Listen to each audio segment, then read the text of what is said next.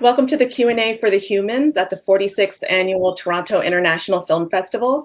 Director Stephen Karam and the cast of his film are joining me today. Thanks so much for being here, you all. Thanks for having us. Yeah. It's good to be here.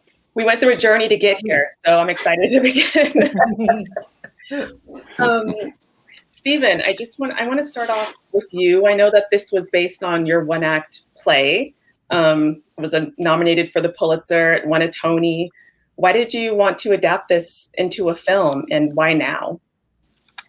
That's a good question. It's the first time that I'd ever created something in one genre and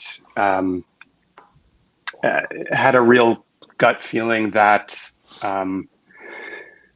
I would be able to translate it into a film in a way that would actually get at the soul of the story even more, sort of at the blood and guts of the thing. And that's never happened to me before. So that was both a scary feeling, but also what made me excited to follow that impulse. And I guess the other answer is that I ended up writing a screenplay that was so obsessed with mise-en-scène and so visually oriented that I had both a script and 200, like a packet of 200 stills and video clips that sort of walked through the film. So I sort of knew that I would either end up getting to direct it or being thrown off the project entirely. So that was sort of the initial inkling that I not only wanted to do it, but how I got it started. That's actually my next question.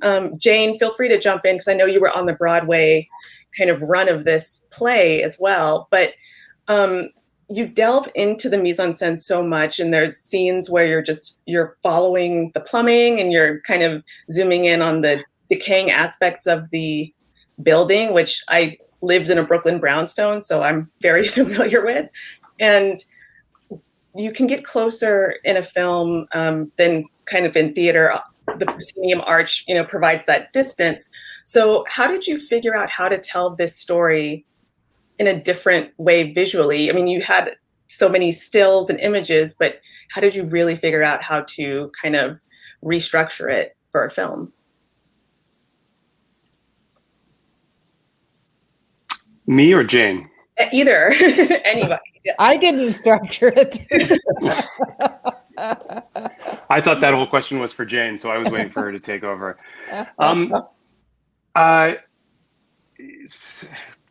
had so many the question had so many good, interesting parts. I mean, basically, the things that really unlocked the way to tell the story for me personally, as a huge film fan and cinephile, were Kieslowski sort of freed me up to feel like I could be very close and very wide. That was important because I knew I wanted, Beanie and Aimee at moments in the foreground. I wanted Jayne, in the middle. I wanted Richard in the background. So I had all of these images of things that would be half heard, half seen. The second key that I think of was Edward Yang and his movie Yi, which was also very confident about keeping a distance and sort of hiding behind architecture, letting the family spill in and out of the frame. And so that's been a movie that I've just long loved. That was very inspirational. And I'm trying to think of the other parts of your question. It was a question.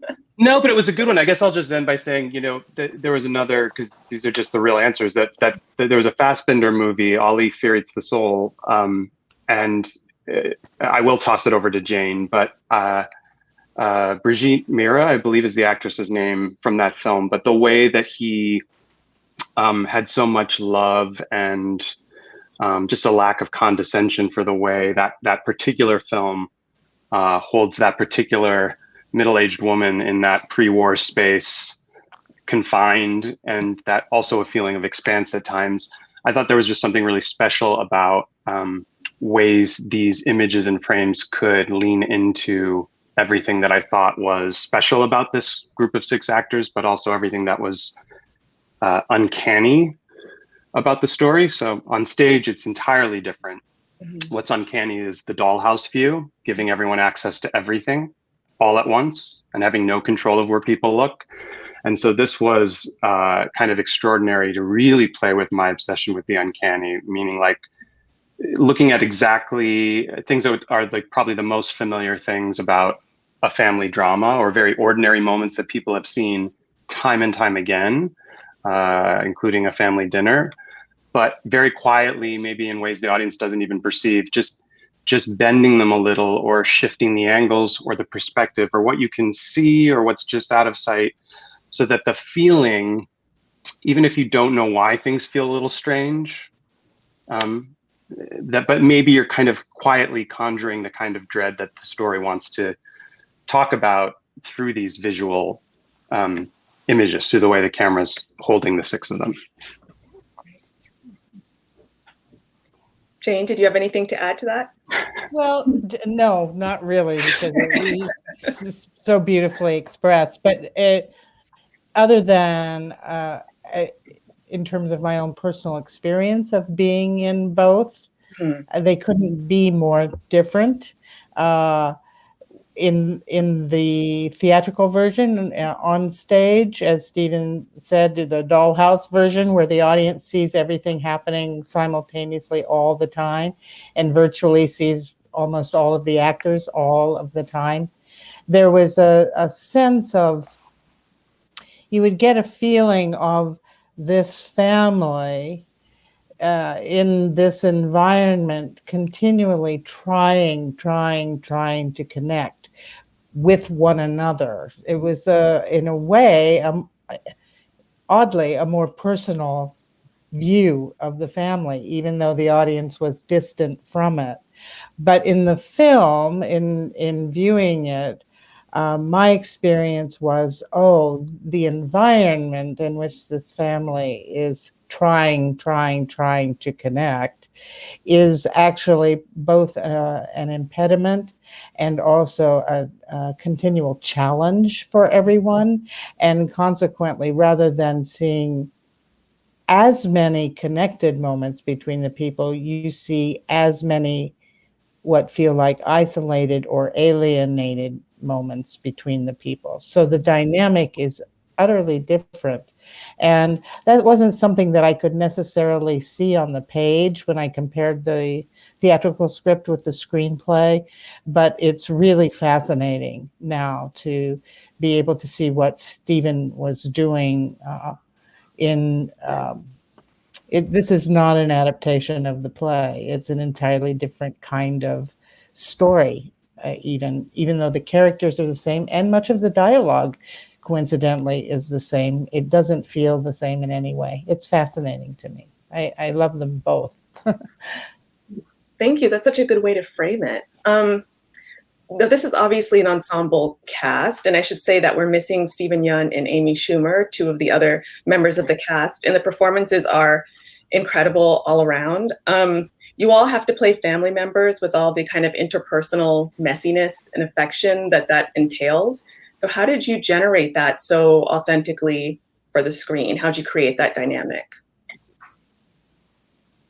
We were really privileged in that we had a really beautiful long time to rehearse, which is such a gift in filmmaking and does not always happen. And so we were all able to have, how long was it, Stephen? Like 2.5 solid weeks? It was like 2 weeks it ended up being. 2 full weeks, you know. Which might sound like not a lot, but actually that was a luxury. It was a big luxury, and I felt like we were able to feel so rooted in each other and in the arc of the story that by the time we were filming it, which we also had the great luxury of filming it in order, 99% of it we filmed in order, it just felt like I felt so at ease in a way that I've never felt before, because we just all were, it's almost like we're one person. When I watched the film, I felt it's 6 people acting in one way with it, in one kind of beautiful blob. And I think that rehearsal period was was really extremely helpful for me and such a gift. And then we also just got to spend time together before we started shooting. So it was both doing the work and also just between scenes, you know, talking and getting to know each other.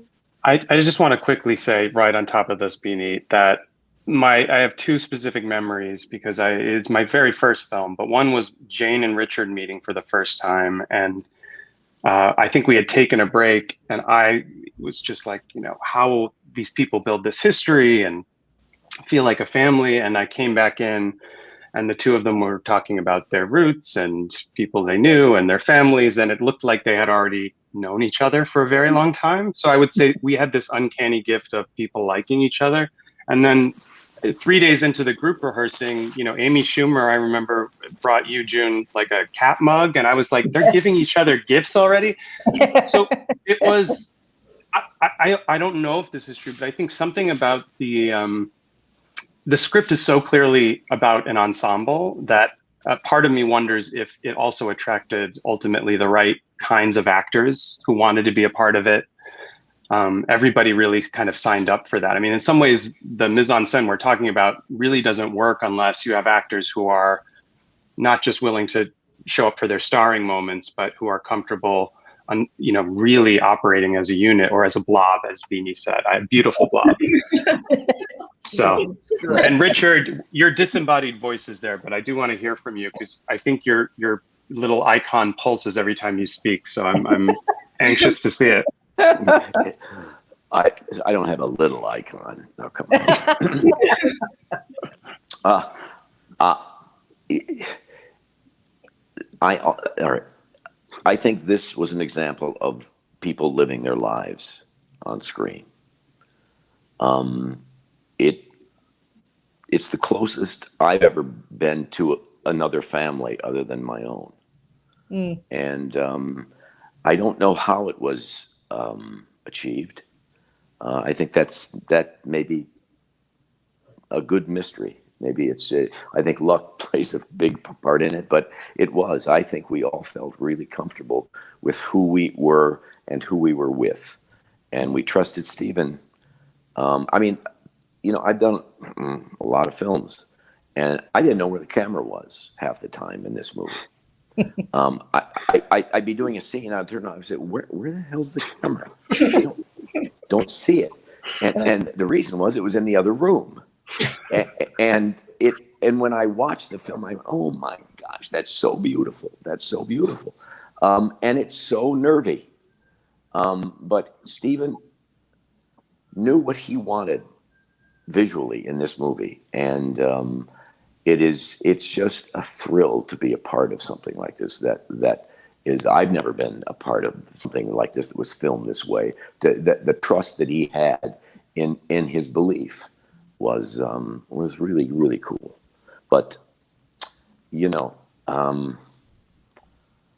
it was just a singular experience for me. It was amazing. It was amazing. Yeah. I second that. Yes, I think we all do.